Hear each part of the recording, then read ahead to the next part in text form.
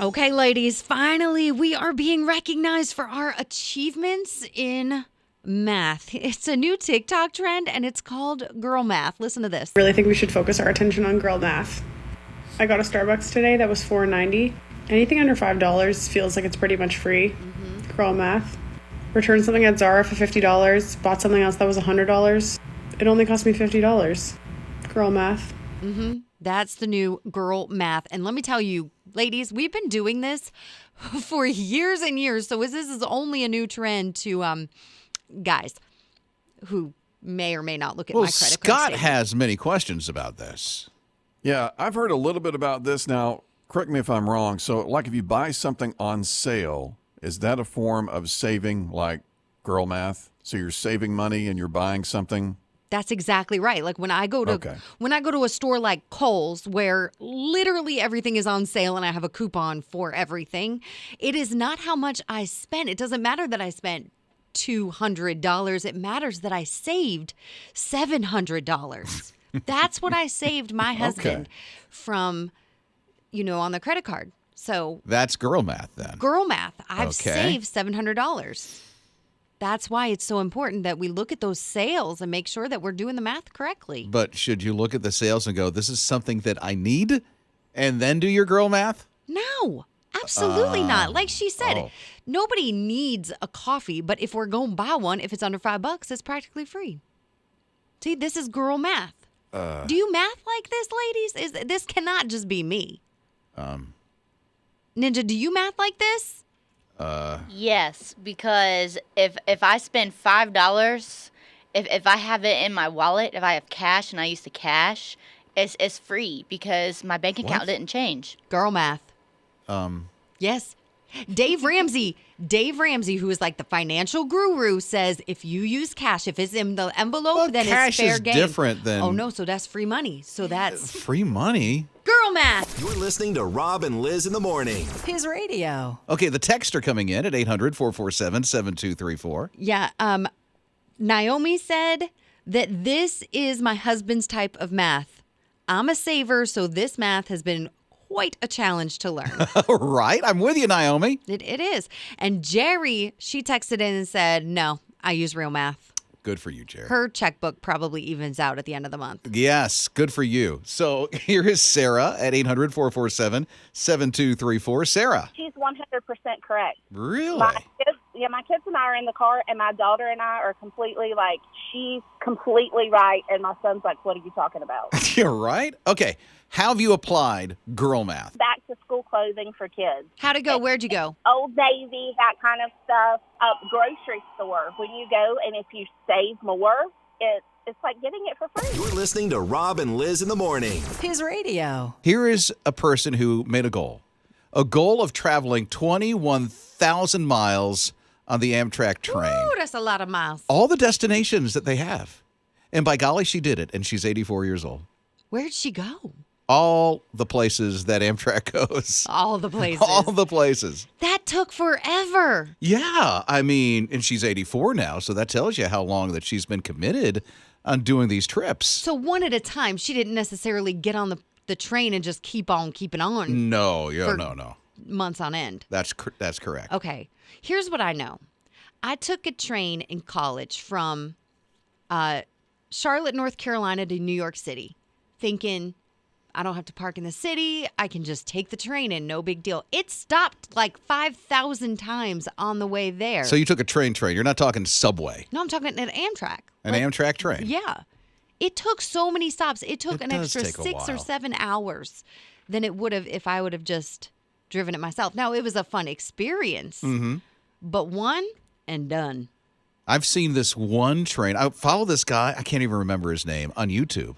And all he does is these trips on cruises. And there was this one that he went on a train that traveled from the East Coast to the West Coast of Canada. And it looked gorgeous. Even saw the Northern Lights one night. Well, yeah. There's a train that runs in Alaska that does the same thing from a cruise ship. Really? Yeah, I had an employee once that worked part-time on that train, and she did the Nice. tours on it and said it was the most fun thing she'd ever done in her life. I mean, even Scott has goals. Yeah, I think I've seen this guy you're talking about, Rob. I would love to take Amtrak cross country if I had the time. Just clickety-clack, see all the sights and just enjoy the scenery. You know, the train, clickety-clack. Oh, okay. I'm going, what phrase is that? You're talking, that's the sound it makes. The sound of the train, yeah. But, yeah, I think that would be a fun adventure on a train like that. Mm-mm. What do you mean, Why is she saying no? She just said she wants to do one. I did one. I did it. It's just too many stops. One and done. There was too many stops, and the food was really expensive. Well, you know, it's a train. A snack bar, and I couldn't get off to go buy food, and tuna was like $12. For tuna? Yeah, I was hungry. Oh, I'm so sorry. You're listening to Rob and Lizz in the morning. His radio. It's Rob and Lizz in the morning. Harlan in for Liz, his radio. Let me tell you about a real-life Garfield story. So, you know, Garfield just loved to sit back like a human and watch TV. The Garfield cat, right? Yeah. Yeah. What other Garfield is there? Hey, there could be lots of Garfields. Okay, well, this is the cat, you know, that loves TV and lasagna. Well, Ella loves some cartoons, maybe even the cartoon Garfield. So she every morning waits for her mama, her owner, to come out of the bed. She then paws at the little, the side of the chair so that the remote can be turned on and then sits back in the chair like she owns the chair and watches cartoons. Get out. All morning long. Mama doesn't know which cartoons are her favorite, but it seems that anytime a cartoon is on, including the Magic School Bus, she's glued to the TV, she is watching it. That is funny. Mm-hmm. I don't know. My kids are the same way with any TV, and if I'm honest, so am I. Like, once my eyes are glued, it's done. You should see Harlan, there's no screen time at Harlan's house, especially during the week. Yeah. And if there is a TV on anywhere, Harlan's glued to it. Including in the studio where there's 6 of them, and my eyes just can't figure out where to sit. Cannot. It's wild. It is so wild. So Scott has cats, and you stream a certain YouTube channel for them. Well, it's the YouTube app and on the TV, and there is a certain video of just birds somebody has uploaded, and it's really clear HD, and they put like bird seed on a table, and they just set up a cam, and they record all these birds that fly in and out, and it doesn't matter where our cat is in the house. When I turn that on and she starts hearing the chirping, she will come flying down the stairs and just plop down and stare at the TV until I turn it off. She loves it. Wait, she doesn't swat at the TV? Well, she's tried to the TV's above our fireplace, so she can't really get access to it. But she's tried to think about, okay, how can I get up there? But she realizes she can't reach the TV, so she will just sit and stare at it for as long as I have it on. That is just temptation, trying to get those birds. I didn't think about that until now, Scott. I know. That's torture. Yes, for that poor cat. At least put like a can of food in front of it.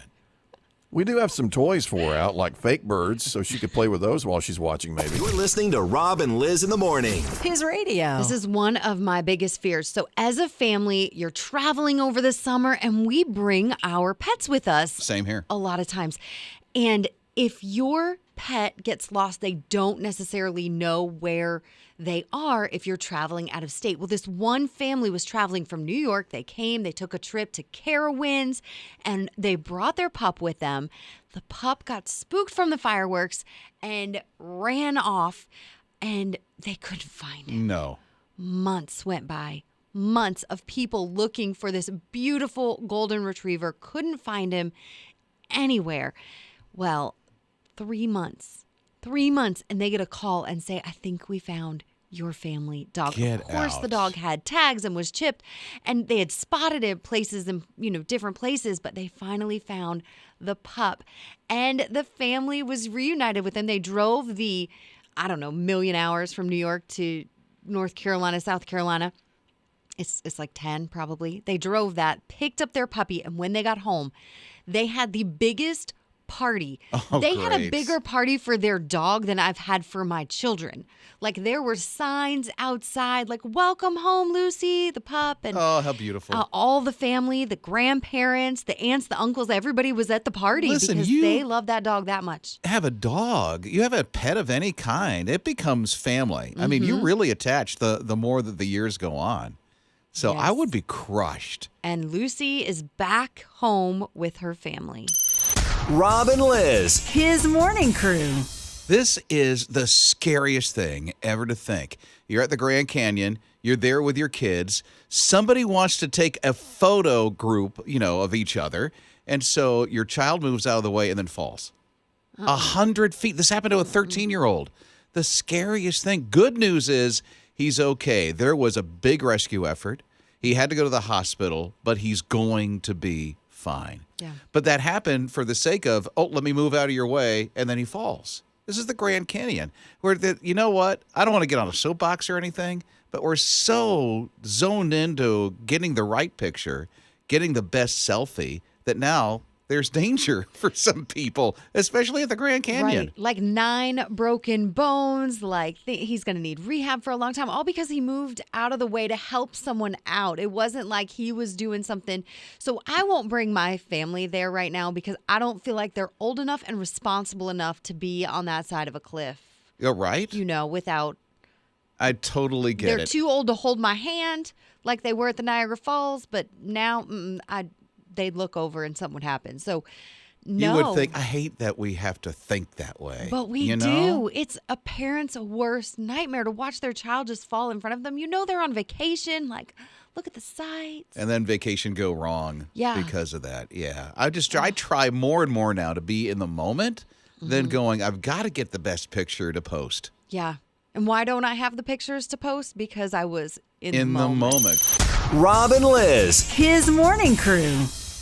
Well, finally, they've gone to a virtual workout routine. And this is, I don't know if you remember, back in the day when they had Wii's. Yeah. Wii's, and then there was that little gym thing that you could do. You could golf. You could, I don't know. That was not, I could sit down and golf. I still do, and I'm excellent at it. She's good at golf on the Wii. You have a Wii? Carolyn has a Wii. Yes. How crazy is that? I can bowl from my seat. So this is really weird, different type of virtual workout that this one company has developed, because you have the goggles or the glasses to be in that virtual realm, and then they have straps that go on your muscles. So there's a strap that goes around your biceps and around your legs and all these other things. And so what happens is that this will give enough pressure on your muscles as if you're lifting weights. Or you're doing boxing, or you're doing some kind of thing.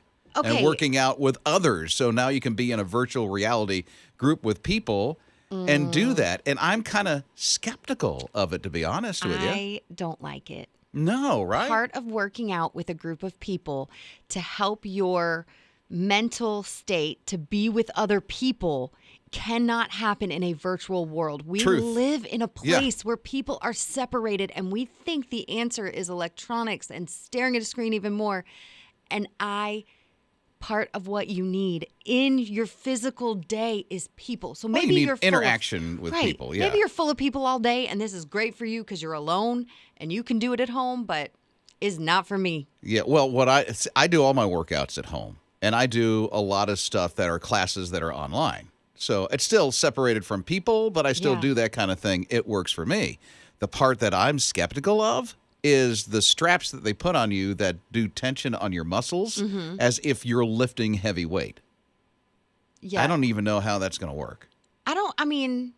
For real though, if I lift up my own arms, it's a workout in itself. So I don't think it needs that much tension. It's about movement, right? It's about movement, but it's somebody trying to build muscle. I don't want to get too scientific here, but I'm skeptical on that part of it. That a strap can build muscle? Yeah, exactly. Without a 20-pound weight? Yeah, exactly. Or 40-pound weight or 100-pound weight.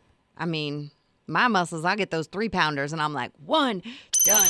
Rob and Lizz. His morning crew. Believe it or not, a lot of people still have questions about this. It's Rob and Lizz in the morning. Carolyn's in for Liz. We're His Radio. I do. Look, if I go pick up some eggs at the grocery store and there's a date on them, I have no idea what that date means. I think that they should be in the trash if that date is that date, right? Like if today's date is on those eggs, they're going in the trash. There's a sale by date and there's an expiration date. There is, and a best by date as well. So if you are shopping, there is a sell by, a best by, and an expiration date. So the sell by date is that it should be off the shelves, but you can still eat it.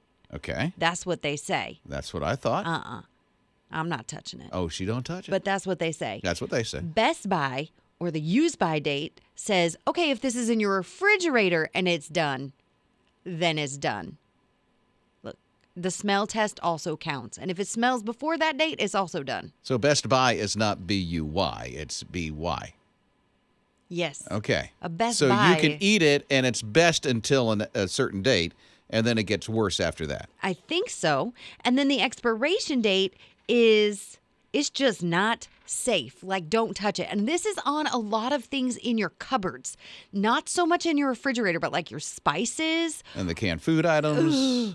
Yeah. Ugh.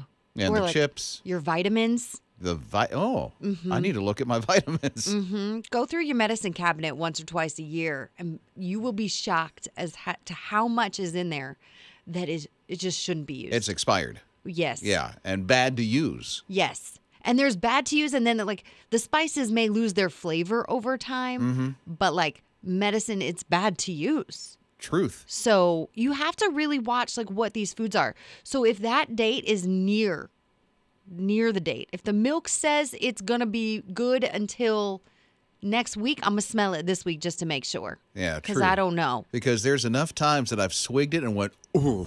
Yeah, but the Yes. date says it's fine. Rob and Lizz. His morning crew. I don't know if you've seen this on your Amazon account just yet, but they started rolling out a new feature. They call it an AI feature that summarizes how the product is good for you. It knows you basically by what you order. And so it'll let you know if the performance or if there's an ease of use or stability, there's all that stuff, and it will sort it for you to make sure that, do you really want this? These are reviews Yeah. written by not a person. The No. AI writes the review for Yeah, you. no, that's not truth. I want to know how Ninja feels about the product when she buys it. I want to know how Rob feels about the product. I don't want to know how an AI thinks I should feel Listen, about it. whenever we buy anything offline, even Airbnbs, we literally look at all the reviews. Right. So if the AI is telling you, oh, it's so good, it's so great, is it? Is it, robot? And is it saying that? Is it saying, based off what you buy, this might not be what you're looking for? And then look at the reviews. I don't think the AI would help Amazon in that way by saying, you probably shouldn't buy It this. should. I mean, you don't know until you actually see it in action. Yeah, no. So hopefully it'll be like that. I'm not trusting a robot. And if it comes to my house and it's not what it said, I'm going to send it right on back. Well, you have that. You're allowed to do that. Then I'm going to write we my do review. That. We do that despite reviews, too. Right, but Because then the I'm gonna- reviews could be like, this is great. I'm going to write my review and it's going to say, not a robot. Harlan says. Not Blah, a blah, blah. robot. I'm Oh, just so gonna- you're just making sure that people know you're not an AI? Yes. Okay. It's very important. Good for you. People are real. Why? I don't like AI as much. Can you tell? Rob and Lizz. His morning crew. So there's this 15-year-old who's a lifeguard doing this for the summer, and her mom's with her, and she had to blow the whistle and get people out of the pool because there was lightning and thunder in the background. It's what? At the pool that the neighborhood I lived in that had lifeguards at the pool, I think the rule was 10 minutes at least out of the pool. 15. It's about 15? 15 minutes out of the pool before you could go back in, as long as there's no more thunder and lightning and all this other stuff.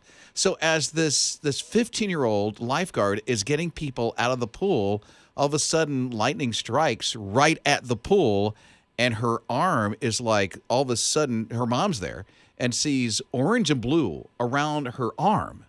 She was struck by lightning. Survived. She's going to be okay. Had to go to the hospital.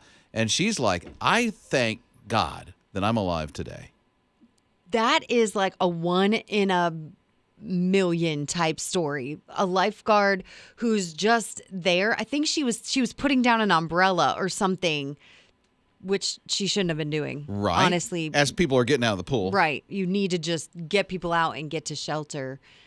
Get away from the pool. But You know what? I she's remember 15. doing that at our pool. If the rain was coming, everybody would like wheel down or close all the umbrellas so that the wind wouldn't blow them away. Yeah, not smart. No, evidently. No. But wow. And here's the thing. She wants to go back to work. She's like, I can't wait to get back on the stand and lifeguard our pool. Well, she makes good money. She's 15 years old and sits in the sun all day. So I think that's a great job. Okay, even if you get struck by lightning once or twice. Interesting fact. And Harolyn is talking passionately about lifeguarding because I didn't know this. She was an aquatic director. No, I wanted to be an aquatic director. So I went the path of radio instead. The Lord just led me this way instead, but it was one of the two. I lifeguarded my whole young adult life and ran lifeguarding classes and all the things. So I had a resume to go ahead and be an aquatic So director. you know all these things. I do. That's why she said 15 minutes out of the pool if there's thunder and lightning. Well, it depends. That's a rule based on what your pool policy is. Okay. Like the minimum is 15. You know who else is a lifeguard? Who? Ninja was a lifeguard. Yeah. It was like summer camp, right? Yes. What was that experience like? Probably one of the most stressful. Oh, for Jobs. reals? What made it stressful? Well, when you're at camp and there's a lot of kids at the True. pool and you're constantly scanning and making sure it's like, oh, that person, okay, they came up. It's like, oh, no, running. I said stop running. It's like, oh, and then they cry when they have to sit out. It's the whole thing. And you had to blow the whistle a lot, it sounds like. Yes. Oh, man. Yeah, camp is a very different experience than a local community pool, public pool. I'm sure. Much more like an amusement park pool where there's a lot of people who don't know how to swim swimming around. Rob and Lizz. His morning crew. So we learned something about Harolyn, and it's that she likes the train but doesn't like the train. You took like an Amtrak once, right? Right. We took it from Charlotte to New York City to have the experience of going into the city on a train, which sounded so Hallmark movie magical. It was like February, and so there was a group of us. So it was from like going to college. see the trees and... Well, they were gone, but it was still kind of wintry, which I also didn't know. because you said February. That's Yeah, right. There so shouldn't be Christmas trees up in February. More the city of love, and we were going to have so much fun and see the shows, and we did all that, and it was great. But on the way in, it was just so long. 6 stops. Many, many stops, huh? Yeah, I think 10, maybe 20. So John is here at 800-447-7234. What is it about the train, John? I've taken the train north out of Raleigh many times to visit my 100-year-old mother in Philadelphia. It only stops one major time in D.C. to switch from diesel to electric to north. So you have to get off the train and on another one. You just go off the platform and you wait for them to change the engine. That's the biggest wait that you have. It's the exact same time as if I was to drive it by car to Philadelphia. It's the exact same amount of time. It's 8 hours. Only somebody else is doing the driving for you on a track. I'll tell you what, I would rather take that than drive I-95 any day of the week. Come on. I'd take it until the Charlotte one to New York City had 6 stops. I don't know how many stops there are from Charlotte to Raleigh, but I've done it. I mean, I'm a veteran. I get a discount, but I would sure rather take that train and drive the car.